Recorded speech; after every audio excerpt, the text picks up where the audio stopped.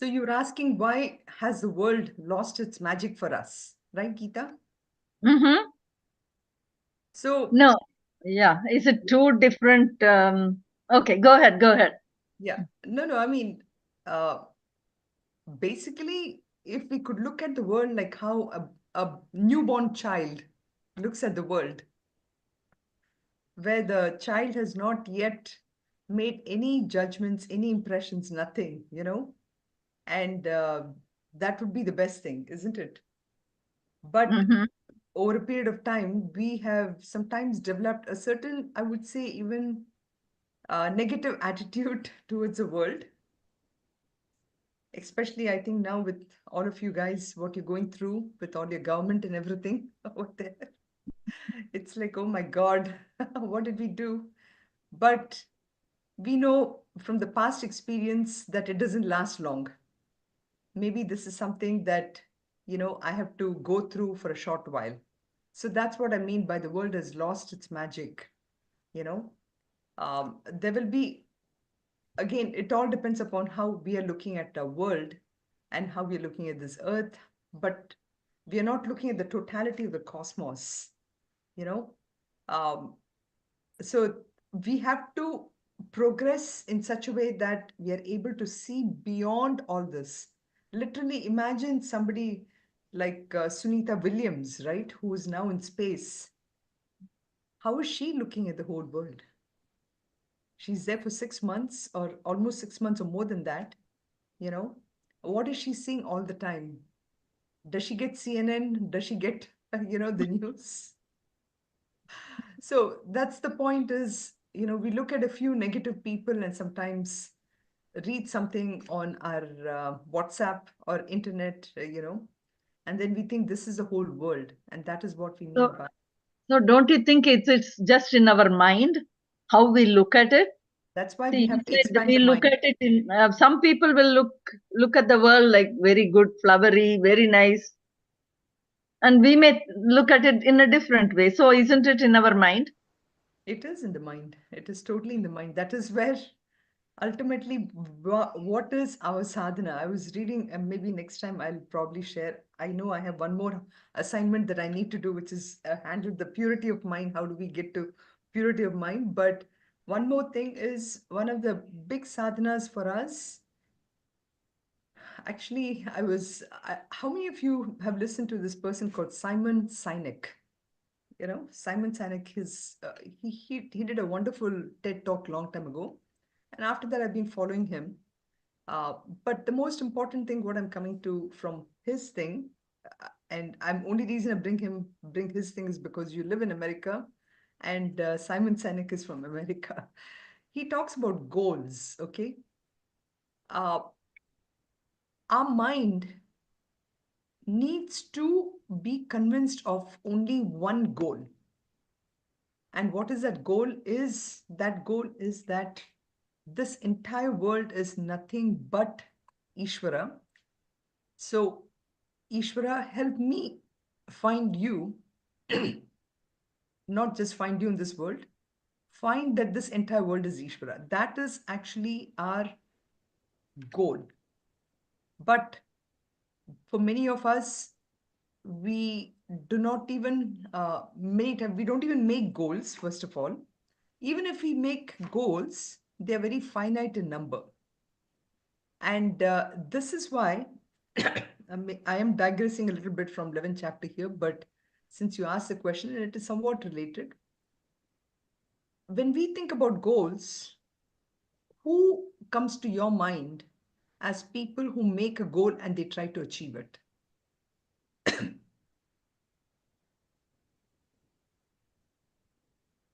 What do you think? Realized person. No, think about in the world. Let's forget about realized people for now. Mhm. Mature. Mature people, but Mhm. do they really achieve it? See, the point is, we all can set up a goal in, let's say it is Ambani also, okay? Dhirubhai Ambani, when he did the empire, when he started off, did he really think he was going to build such an empire and his son is going to be in the top 10 of the richest people or whatever? No.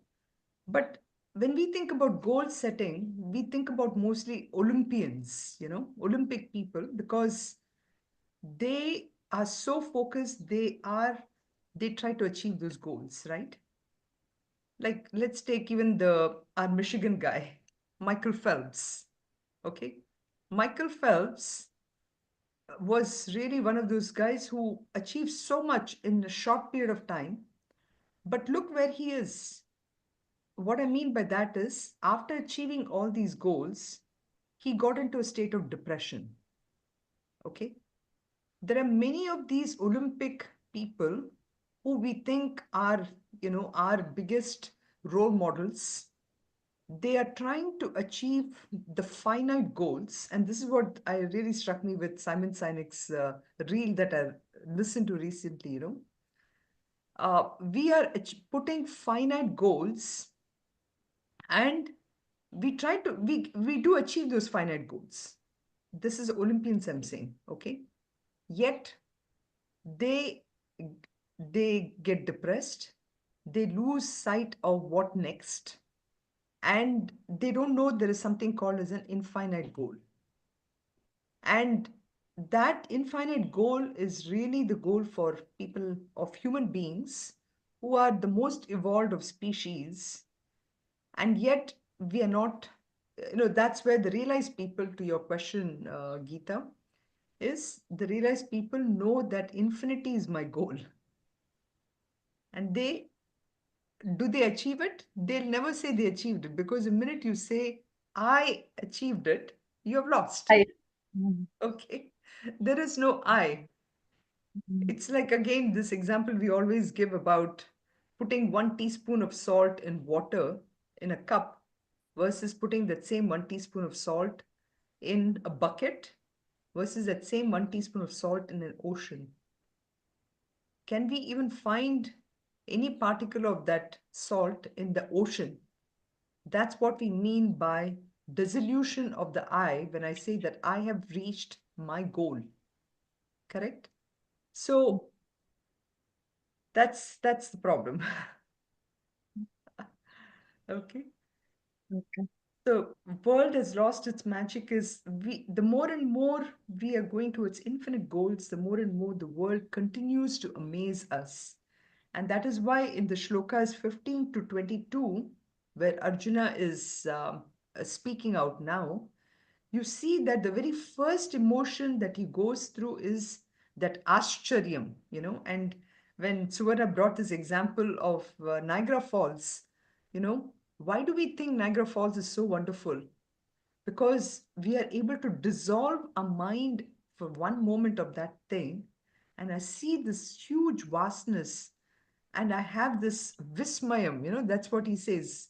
Vismayam is the word that he uses in the very first shloka there, and he says, Sarvan Devan Sitha Bhutas Vishesha Sangan. He sees all these bhutas, the living beings, everyone in that huge, let's say this big waterfall, the Niagara Falls, kind of thing. So this whole thing is what Arjuna is seeing. He sees that wonderment, you know, and that is why this Arjuna's reaction, after Sanjaya finishes speaking, Arjuna is taking over, and he starts to explain this Vishwarupa because he's going through so much amount of emotions.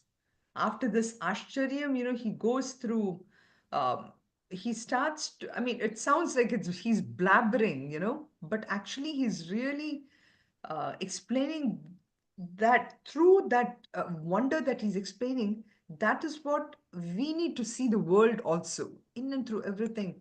Oh my God, this is so beautiful. This is so wonderful, Gurudev in one of his lectures, he says, in when he came to America, he found that everyone would, of course, even now we use this word awesome, everything is awesome. After the word awesome, there is nothing more beyond that, right? But in this Gita, when the shlokas, he brings so many beautiful expressions. So that is where, he says, Pashyami devam stava deva dehe, sarvam sita bhuta vishesha sangan, brahmanamisham kamalasanastam, rishimshcha sarvan, uragamshcha divyan. He sees, I mean, I'm seeing the gods and the rishis, all of them, you know, I'm seeing here, and this multitudes of living beings. I'm seeing microorganisms, macroorganisms, big, even unimaginable bhutas. All these I'm able to see in this here. So that is the wonderment, he's seeing not just this loka in which we are in, but he's able to see Bhuvar, Suvar, all the lokas. And this Uragan basically refers to snake. And where do snakes live? Mostly below the earth, right? So that's the whole thing that he's trying to show here. And then in Shloka 16, this Vishwarupa Darshanam is actually not and just an extraordinary vision, but it is our attitude towards it. And that is where he says this, um, does this mean, like, when you see the words that is described here, and that's what I mean by blabbering, Arjuna is saying like numerous arms here, Aneka Bahu Udara Vaktra Netram.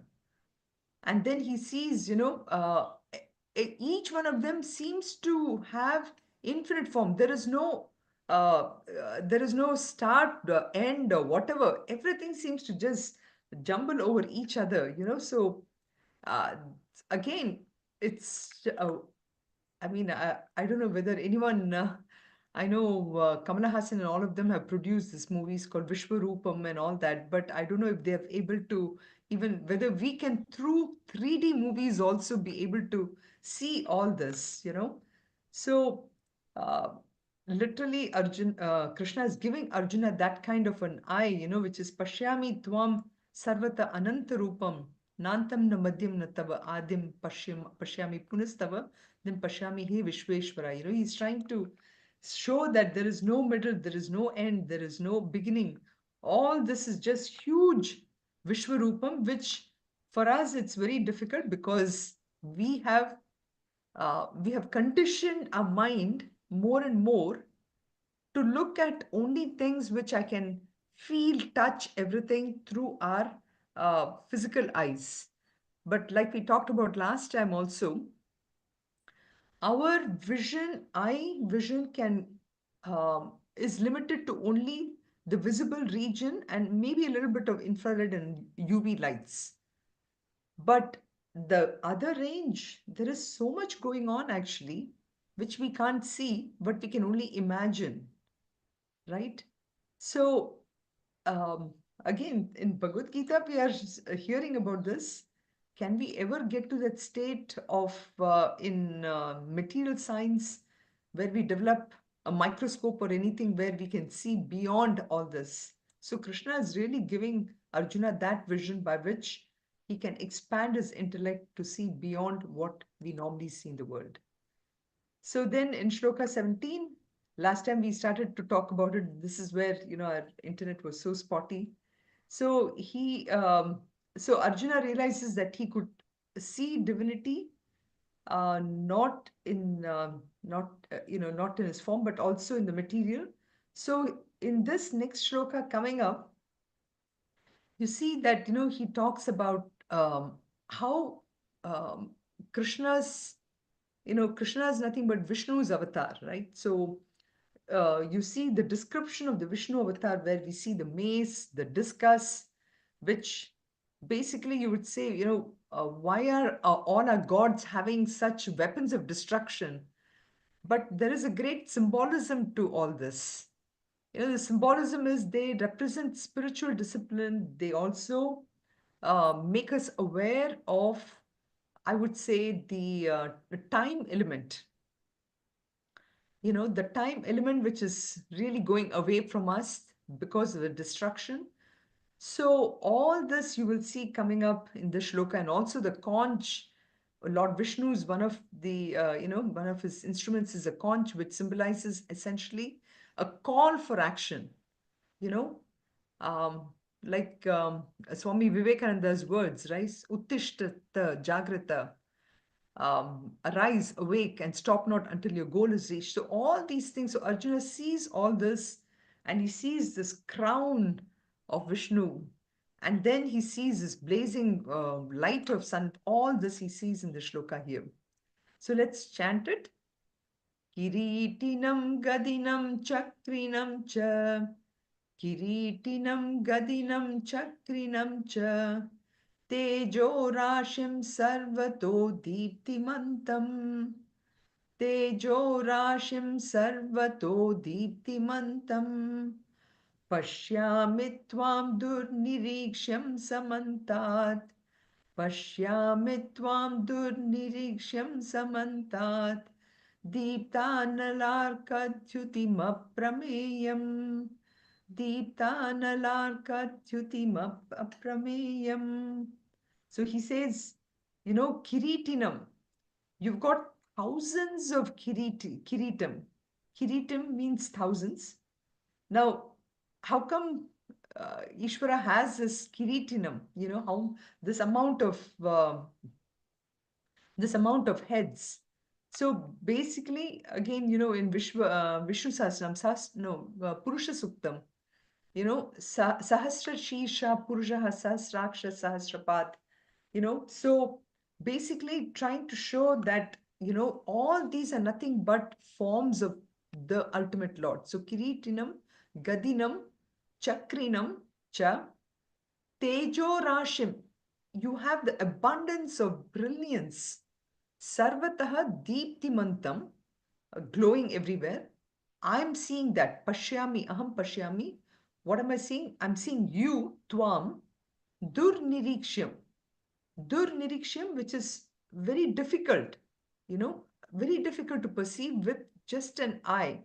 Now Arjuna is really appreciating this vision that has been given to him. And he sees Samantat from all sides. This deep, the Anala means fire. So deep the Anala, which is blazing fire, Yutim Aprameyam. So I'm totally unable to even comprehend what is going on. So Deeptimantam shining in all directions and everything. And so he's trying to see how, this brilliance of that Lord Vishnu, which, which is everywhere. So Tejo Rashim Sarvato Deeptimantam. And this is just to show that even, and previously also he talked about the brilliance of the sun. And here he's trying to again show that, how this greatness of Vishnu he's able to see the Lord everywhere in this form. Okay.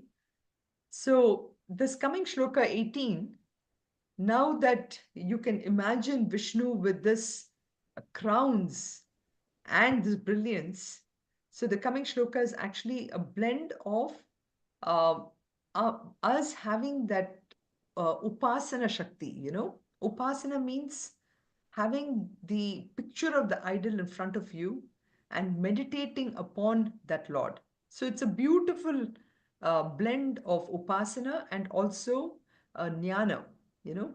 So Arjuna is praising that cosmic form, and he's also trying to show his that he's now understanding the relationship of he as a jiva with that Ishvara.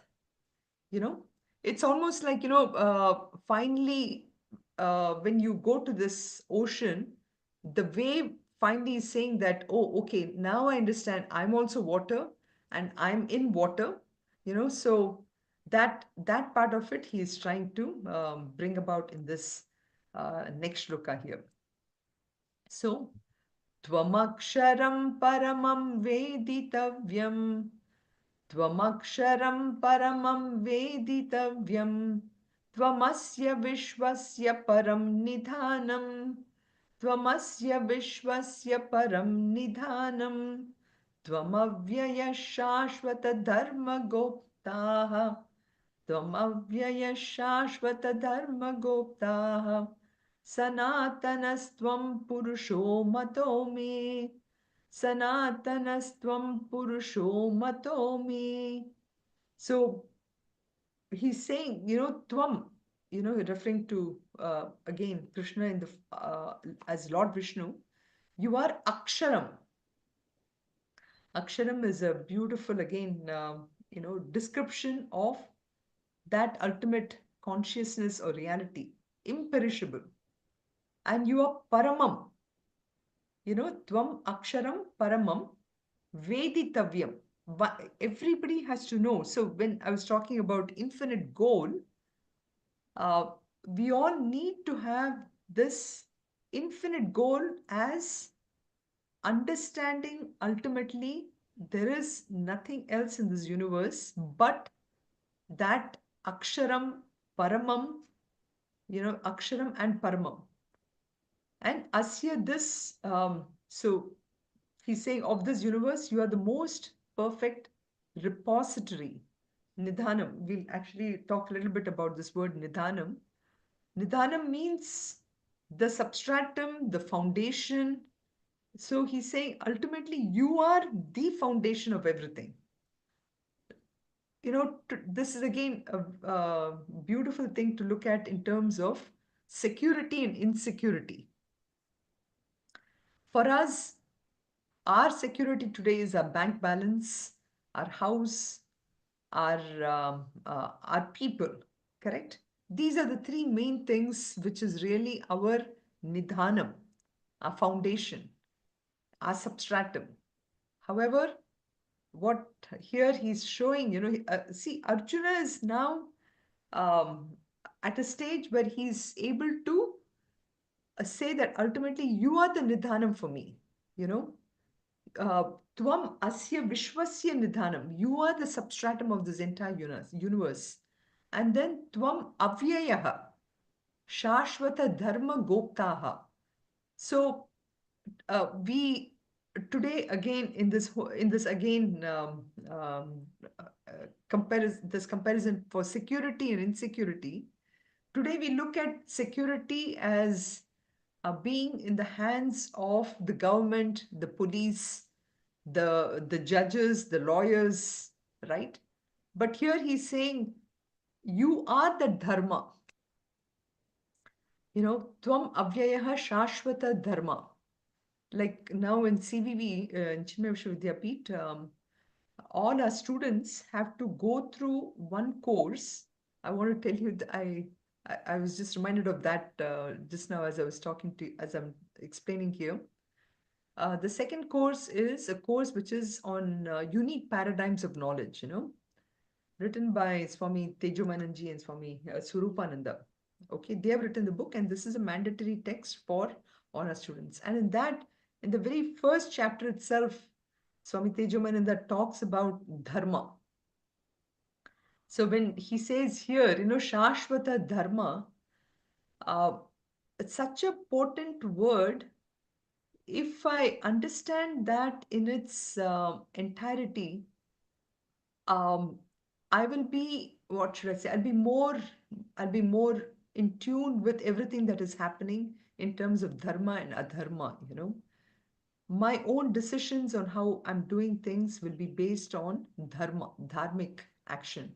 So here he's praising, he's talking about that Ishvara, that Vishnu, as the Nidhanam for as and then Shashvata Dharma for that ultimate eternal law. You are the protector of, and you are Sanatana, you are eternal. So Tvam, you are that eternal person. This is my conviction. So where has, Arjuna has gone a long way in his understanding of Lord Krishna, not just Lord Krishna, but really of this, what is this world? This world is nothing but a manifestation of Vishnu. But not only that, this manifestation is supreme, this manifestation is imperishable, this manifestation is eternal, this manifestation is the law. So much packed into this one shloka. So that is why I said earlier, it's a beautiful blend of not just the jnanam part of it, which is coming out here, but also something which I had to meditate upon. Tvamaksharam paramam veditavyam, tvamasya vishwasya param nidhanam, tvam avyaya shashvata dharma guptaha, sanatanastvam purusho matome. You know, any thoughts or questions? So basically, yeah, go ahead, Suvarna. Can we go to verse 17, the meaning?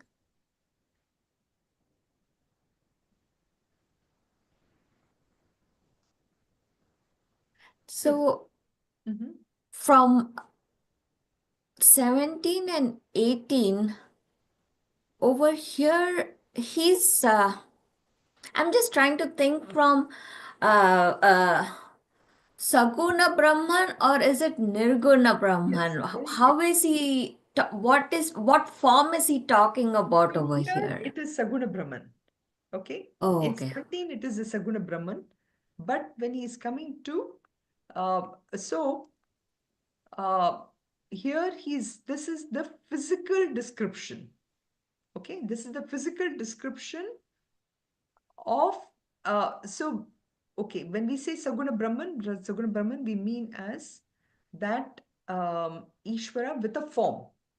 When we say with a form, obviously we have to give all the physical description.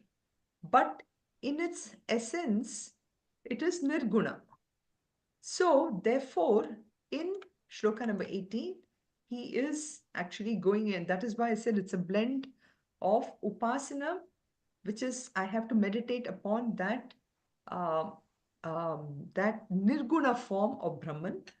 And in that Nirguna form of Brahman is given beautifully, the adjectives to describe that is given here by saying that, Param and then Aksharam, Avyayam. All these are descriptions for that Nirguna Brahman. But then that Nirguna Brahman, how is the Nirguna Brahman helping me? By being that giver of dharma, Shashvata dharma, and he's a protector, Goptaha. But then again, Sanatanam eternal refers to the Nirguna Brahman. Very good observation, you know. Yeah, I was like, this is all Nirguna, but I was like, over there, that's why I wanted clarification just to make sure that I was thinking on the right. You are on the right track. You are. Thank you. So that's why this one here, it's just from Arjuna's reverence is just increased. He is now going beyond the form and he's able to explain or see beyond the Saguna aspect where he's saying this. And that's why, Veditavyam, which is to be known by all. And what is not to be known is the fact that you are you have to know that it is beyond the form. That is what he's trying to say here. Okay, Veditvam Tvamasya Vishwasya Param. You know, and you are the and so then Tvam Abhyayaha, which is again the Nirguna, you are inexhaustible, you are Abhyayaha meaning unchangeable.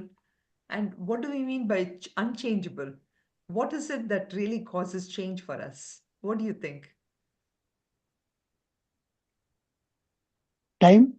Time, exactly. So he is Kalatitaha. He is beyond time. Time is the only thing that changes things. And so in all this, actually, Arjuna is actually describing the Nirguna part of it. And of course, in Drigdarsha Vivek, not Drigdarsha Vivek, what did we do when we were there? We came across so many different Amrita Bindu Upanishad, I think. In Amrita Bindu Upanishad and all that, so many different names. Nirguna, Nishka, Lalita Sasnamam also, you have all these names, uh, many names for the Nirguna Brahman. And so Tvamavyayaha, which we saw. Then Shashvata Dharma Goptaha Sanatanaha. Again, Gupta means protector, and he is the protector of everyone. There is no difference, and it's all about cosmic rhythm, harmony, everything. And everywhere, Sanatanaha, he's eternal. Everywhere you see, it's nothing but like Who Moved My Cheese, that book Who Moved My Cheese, where two of these rats are stuck in a huge mound of cheese. Everywhere they go, it's cheesomayam. I'm sure if some ants gets into the cake and all that, they will just see sugar or sugar mayam. So everywhere you see only that. Geeta, I'm reminded of Alaska trip suddenly. I don't know why, but wherever we went, it was just, ice and snow and everything, beautiful sights. All these analogies and sights are there for us to keep reminding us about the greatness of Bhagwan and to bring that kind of a vision in everything we do, right? So now again, we are looking at some more nirguna aspects of that Bhagwan, you know. Uh, Again, Arjuna is trying his best to, in his wondrous state, he's explaining all this.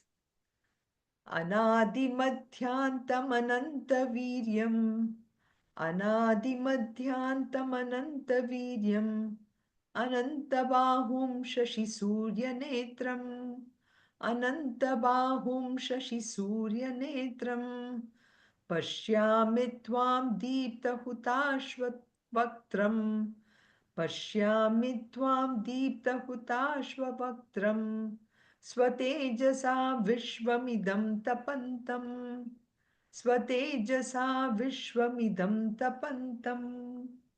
So, anadi madhyantam. Adi, of course, means beginning. Madhyam means middle. And antam means end.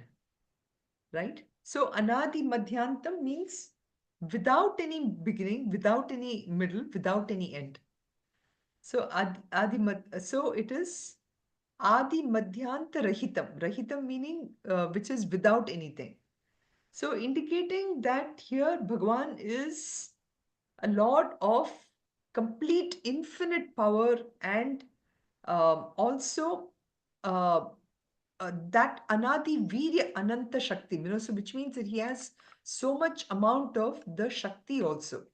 So that is Anadi Madhyantam, Anadi Viryam, then Ananta Bahum, infinite arms.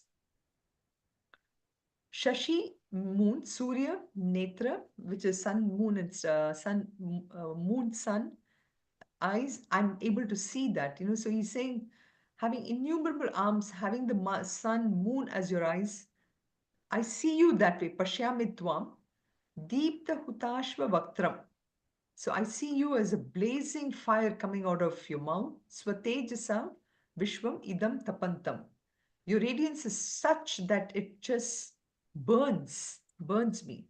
So just looking at Anantabahum. So Anantabahum means endless arms, endless hands.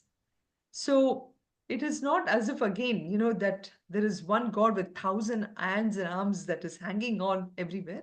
This is just trying to show that everything is nothing but that Bhagwan, right?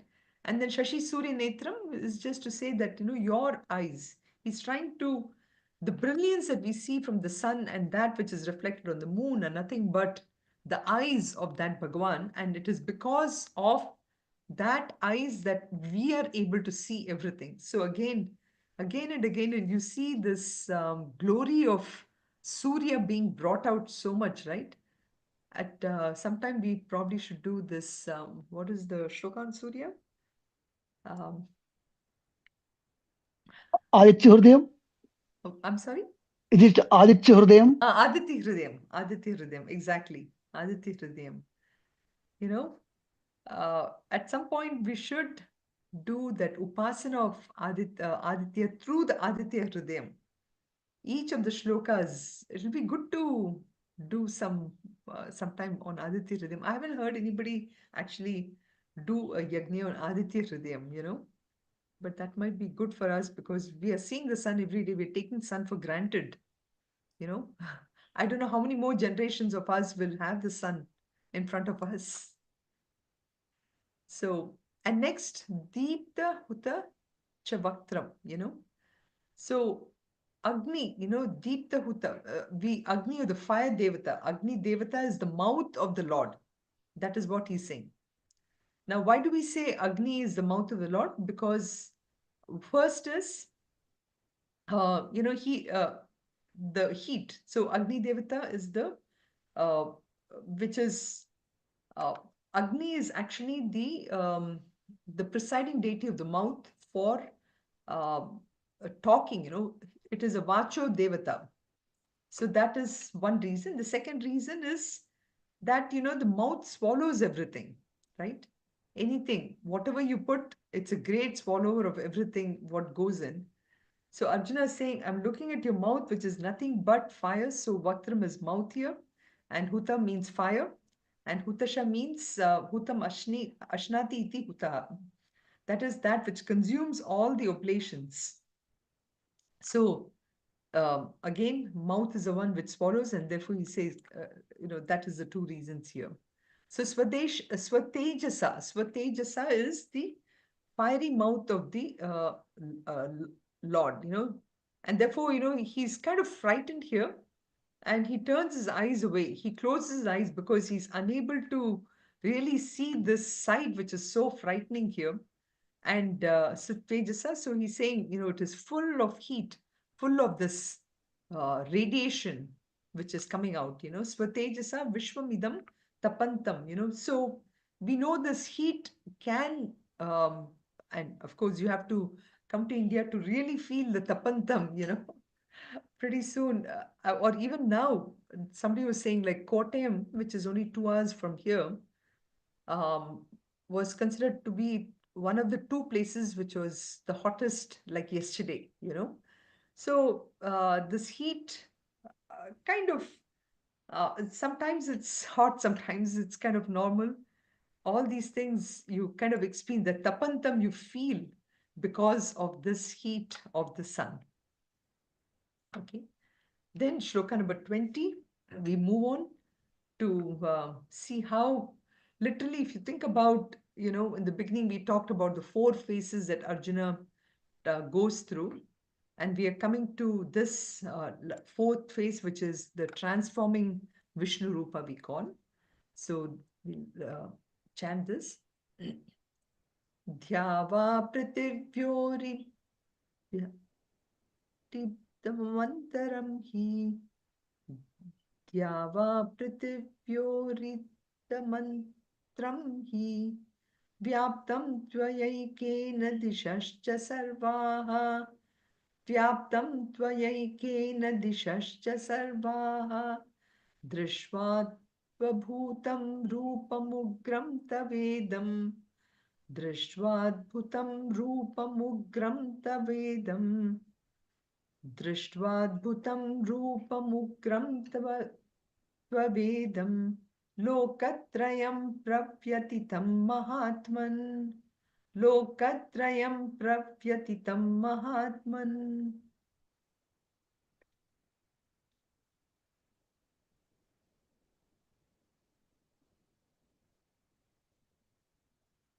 Okay.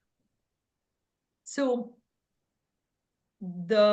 in all the last 3 verses, what we saw, there was some amount of, especially the last one, 19th, we actually saw some amount of, like, a lot of heat and lot of rajas, a lot of a dynamic form of it, right? So dhyava prativyo, which means heaven and earth, the heaven and the earth, and indeed all the space in between. Antaram, the distance, this distance is pervaded by you alone. So, somebody may say that, okay, maybe only the sun and the moon and all that is you. But here he's trying to clarify, saying not just that, but also everything in between, all the space in between, they are pervaded by, Vyaptam, pervaded by only you, and is pervaded by you, as are all the directions. Dishashcha sarvaha drashtva. All these are nothing but it's you alone. And drishva adbhutam rupam ugram tava idam, which is by seeing this strange, fearful form of yours. I know Arjuna is saying this. the three worlds are struck with fear. Oh, great. Bhagwan, he's trying to say about how all the three worlds are really enveloped by this great, absolutely brihat form of yours. And so here, he's trying to say the fear is really not actually in the form, but it's just a reaction in Arjuna, who is still like, in this kind of phenomenal plane of existence, where for us, fear is something that we experience. But do everyone experience a fear? May not be. But here, because Arjuna is still in kind of a human form, he's trying to show that, saying that your form is so huge that it can be a cause of fear, you know. So again, the interesting part which is here is fear can be only when I'm seeing separateness, right? If I feel everything is one, where is a fear? There is no fear in oneness. There's only fear in duality. So here, in some ways, this brings about the finiteness of Arjuna, where he's trying to show, or the human aspect of it. So the entire gap from the earth to the heavens and any intermediate space, all that is nothing but filled by you. So in Vishnu Sahasranam also we have this Bhupada Vyasya Nabir Vitatsaruna Chandra Suryo Chanetre. That so the entire space is the Nabhi. Nabhi means the central portion of the body. So this central portion is what is trying to show here as, what Arjuna is imagining and what Arjuna is seeing, as the body of this. So ekena dishashta sarve. So ekena means without a second, there is no second thing. Literally everything is pervaded by you. And not only is it pervaded, but in all the directions, north, south, east, west, and then in between all these directions, all this is also uh, all this is being pervaded by you. And idam adbhutam rupam drishva. I'm able to appreciate this wonderful form which was there. Again, Arjuna's saying that, Krishna, don't think that I didn't see you before. I did see you before also, but I want to tell you that now this whole thing is just absolutely wonderful, because earlier I was looking at the entire universe only from where I am, but now I'm looking at the universe as a person. Okay? Because Krishna is now in the form of this entire universe, right? So he's looking at entire world. The whole person has been transformed into a universe. There is no kind of fragmentation which is happening in his mind, right? So that is the whole thing which idam adbhutam rupam ugram lokatrayam and therefore he adds, adbhutam and ugram. It is wonderful, but it is also frightening, you know. So that whole thing is how he is able to see the entire world in Krishna. So here, I think we are already running. Yeah, maybe, I 21 and 22, I was hoping to finish if I didn't have this short problem with the thing. But we'll continue with 21 and 22 next time. That will finish the portion of Arjuna's talk, and we'll continue next week.